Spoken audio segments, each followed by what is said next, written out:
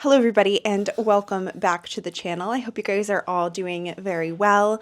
If you guys are new here, my name is Sophia and I make videos about bookish things, mainly literary fiction and mystery thriller, however, also a little bit of everything. And today I am coming to you guys with a review of a mystery thriller that is coming out in January that I just had to make a video about because I had so many feelings about it. And that, of course, is Beautiful Ugly by Alice Feeney. So this one comes out January 14th, 2025, but I did get an early copy through Book of the Month, so I've already finished it before the release date, which I think might be the first time that's ever happened for a book for me. Alice Feeney has been a favorite thriller author of mine for a long time. What I like so much about her books is that they're very readable. They're generally on the shorter side, and they usually have a shocking twist that I did not see it coming. And generally they're that fast read that's pretty easy for me to get through. She has 7 published thriller books, which I'll pop up on the screen. I have personally read 5 of them, and I think I have reviewed a couple of her other books on my channel, so I'll link those also in the cards for you guys. I don't think I've ever given an Alice Feeney 5 stars, but generally I do really enjoy them. So Beautiful Ugly comes in at 320 pages, which is pretty close to where she normally is. And there's actually quite a few Goodreads reviews already up on this one because of the early release through Book of the Month. So currently it is rated 3.8 stars on Goodreads. So this book starts with our main protagonist, Grady Green. He's sitting on his couch one night, kind of drumming his fingers, or I imagine him do, waiting for the most important phone call of his life. The fact that he hopefully it will be a New York Times bestseller. He is very nervous, looking at his phone, waiting for it to happen. But he also has this nagging frustration, and that's that his wife, Abby, is not there.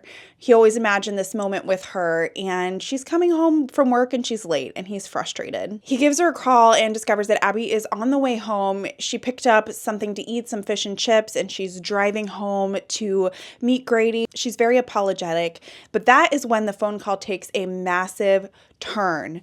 Grady hears Abby slam on the brakes, get out of the car, and then the phone goes dead. So we flash forward 1 year after that, and Grady has just been in a massive slump, a life slump, a writing slump. He hasn't been able to write anything over the past year, and he's just struggling in every sense of the word. Abby is very much still missing, and he has so many questions about what happened that night. He goes to meet with his literary agent, Kitty, who suggests to him that maybe he needs a change of scenery. Perhaps going to a remote island called Amberley in a very deserted cabin that a old friend used to own would be a good way for him to get back on track, to get out of the house that he once owned with Abby, and to get his life started again. And so he takes this suggestion with open arms, and he sets off for Amberley with his adorable Labrador named Columbo.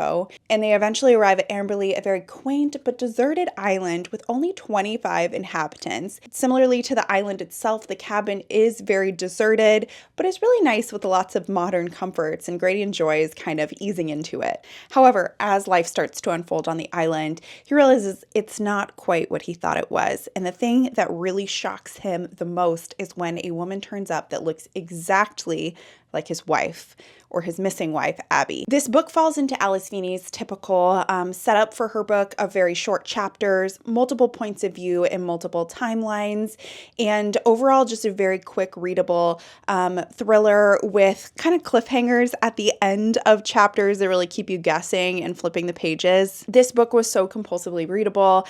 I kind of realized that the cliffhangers at the end of the chapters were a little cheesy, but it didn't stop me from flipping to the next chapter to see the answer to the question that they posed. Overall, I thought the atmosphere of Amberley was really well done. I did feel transported to the island, even if the descriptive writing wasn't the most beautiful writing I've ever read. It did enough to put me in the setting and to feel transported there. And to be honest, this book had me for about 2/3 of it. It really had me. I was in it. I was really invested. And then the final third of the book happened, and that's where I became very lost. The last third of this book kind of surrounds a twist that I just found so ridiculous and unbelievable that the once pretty tightly woven story started to unravel and just became almost laughable by how out there it was. I love thrillers where the reader's given the clues, but they're just not quite piece together and you have to go through and figure out what exactly happened. This book really felt like the author was withholding the clues and then they were just kind of dumped in the last third of the book, which made it feel a little bit difficult to guess and to really see where this one was going.